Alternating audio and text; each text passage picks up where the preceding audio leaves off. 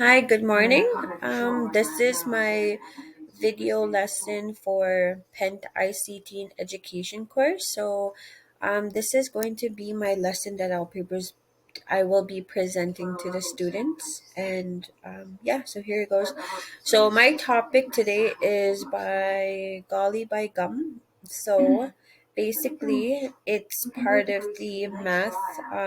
It's part of math, and also it's also connected with science.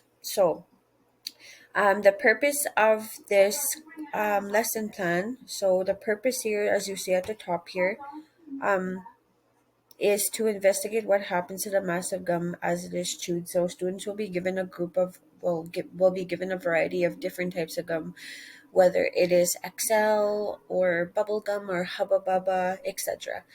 They will choose their own bubble gum, and they'll be given, like, they'll open up their wrappers. They'll open up their wrappers. Hopefully, they'll have fun chewing it because I think it's a great way to get students engaged when you give them a little treat to do for a lesson. They will also make a bar graph of data comparing the mass before and after chewing. They'll be chewing their gum approximately to 3 to 8 minutes. So the gum itself is full, but once it it it inserts when they insert the gum in their mouth, um, it starts to shrink. The taste starts to it gets dull. So we're going to be doing a little experiment on that. So they're going to identify the parts of scientific methods. So the materials, like I said, would be bubble gum, triple beam balance, a graph paper, colored pencil, and a weighing scale is what I would typically and normally use as well. So they could enter the beginning. They will weigh the gum in that scale, and at the end of chewing the gum, after they have chewed it for more than 8 minutes, they will measure it how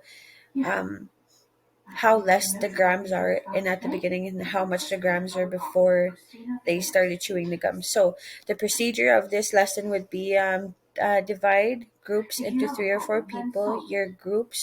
Only need to pres- on your group only needs on procedure seats. By each person in your group will need to turn in questions and data sheets.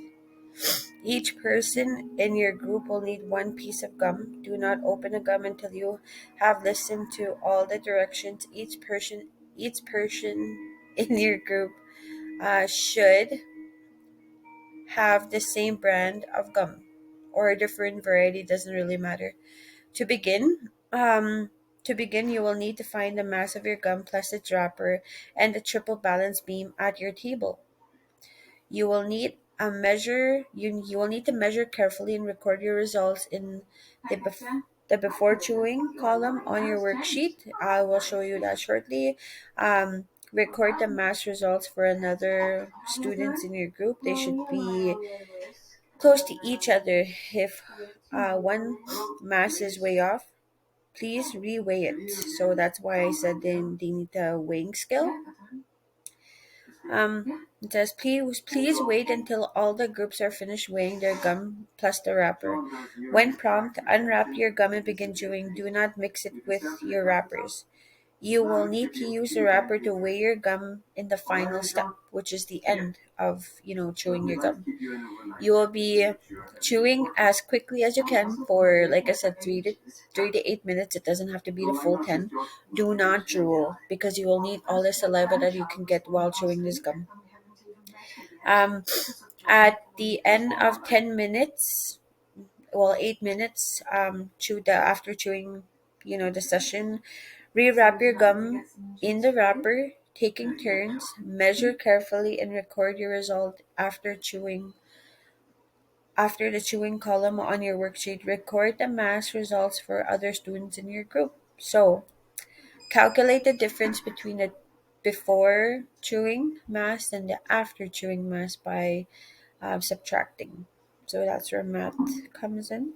Um, Calculate the average difference for your group by adding all the individual differences and dividing the sum by the number of people in your group. Collect all the required data from the other groups and record it on your chart sheet. You will need the brand of gum, the average difference, and the ingredients. So create your bar graph on the last pages by using a different color for each group or a brand of gum. Do not combine data from different groups. So here is like a paper that I have here. So there's the brand of gum and how you would chew it. You could pop bubbles. There's different resources that you could find. The chewy history of bubblegum is one of the resources, and there's another one here. It is called Students. Oh, One Day in the Life of Bubblegum. So those are the kind of resources that you would find online, and there's also YouTube videos that you could use to show and demonstrate your students when it comes to this kind of lesson and assignment, because I think it's a great and fun activity for students to learn. It's like for this ICT course, I think it's important for them to discover how discover ways on how to use the internet by researching and finding YouTube videos that they could follow instructions on and blah blah blah, like all that fun stuff. I think it's a great way to get them engaged with looking at YouTube videos and trying to demonstrate and recreate the whole thing. So here is the by gum chart. So this is your data. This is where your students would write down their person in their group, the brand, the flavor before chewing, the mass of the gum and the wrapper, and after chewing. And also, they would total all of the differences, average differences divided by the total of number of people. So what are the two? So at the end of the lesson, so they would all come up with their data, and then here, what are the top two ingredients of your brand of gum? Okay, so here's another one. So here is like a sheet, like a demonstration of what it will look like. So here, answer the following questions by analyzing the data obtained. So, what do you think would happen to the mass of gum after chewing? So, these are the kind of questions you would ask your students in a classroom. What actually happens to the mass of gum after it is chewed for 3 to 8 minutes? So, you would get like curious answers. Would some of them swallow the gum, or would some of them like lose their gum, or would it dissolve in their mouth? It really all depends on how they chew, I guess. What ingredients in your gum has the which ingredient in your gum has the most mass? So those are kind of the questions you would be asking your students. What do you think happens to this ingredient as you chew? So like I said, some students may experience like the taste is gone, it's no longer there, it's dull, it's because you have chewed the flavor of the gum. Sometimes students may swallow it because they enjoyed it so much.